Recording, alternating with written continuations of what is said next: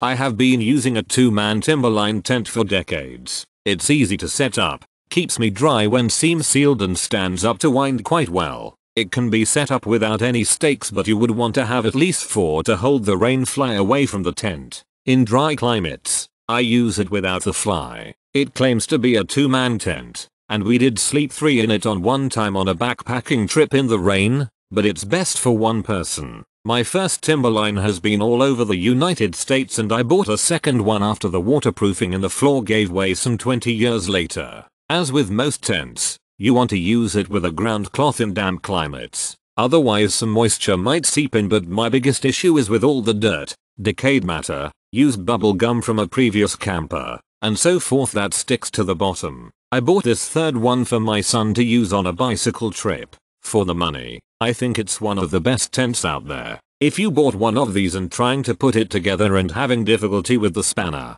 then this is for you. When putting this up, I thought I was doing it wrong because the spanner wasn't flexing and I didn't want to break it, but in the end I did it the way the instructions said to do it and put more force into it, and it worked great. Hook up the corners of the fabric to the legs on the corners first. Keep the spanner disconnected. Then force the middle piece of the spanner together to its other 2 pieces and it will flex and work the way it was meant to for the fly. Haven't used it yet, but going to soon. As it stands, it looks sturdy and should last a long time, aligning with all the good reviews. 2 zippered vents on each side. Raised seam. Very simple, easy and fast to set up. It's a little on the heavy side at almost 6 pounds. Great tent. It would be nice if it had a vestibule, but it's a super roomy 2P tent. It's a basic, durable tent model and it certainly delivers on that.